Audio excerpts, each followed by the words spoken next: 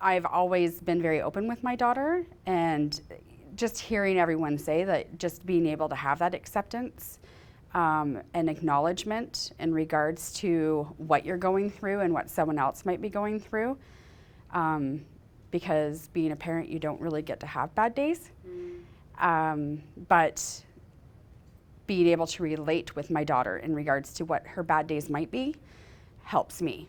So having that knowledge today, and just knowing that it seems like I'm doing things right by being there, by talking about it, and just helping her get through day by day the way that I do every day. He depends a lot on me for a lot of things, motivation even. After a long day for myself out in the real world, and coming home to know that I have a son that hasn't been out all day, hasn't enjoyed the sun, and then my other job begins. So I come home with, having to try to motivate him to come out of your room and join with the family dynamics and have dinner together and let's talk and what have you been doing today, and just getting the discussion open and getting him to open up and trying to find out what it is that he wants to do with his life. What's your next step? This is always those challenges. She could have died in the streets. And I am so grateful that we are on the cusp of an evolution, I hope. Because what actually happened was my wife was shunted off to the mental health court here in Ottawa.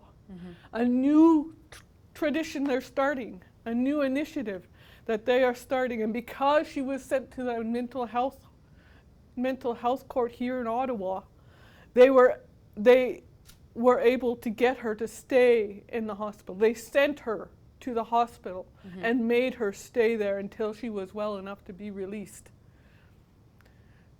But that wasn't the end of it. Once she was, because at the time she wasn't thinking straight, she didn't trust me. I don't blame her. I had sent her to the street. She wasn't thinking straight. And she didn't trust me. So communications with her and her lawyer were not communicated to me directly, because she had said, no, I don't want you talking to my wife. Fortunately, our friend who was also involved was willing to be the go-between, and my wife was able to talk to her, and then my friend told me what my wife was saying. And I was able to keep on top of it then.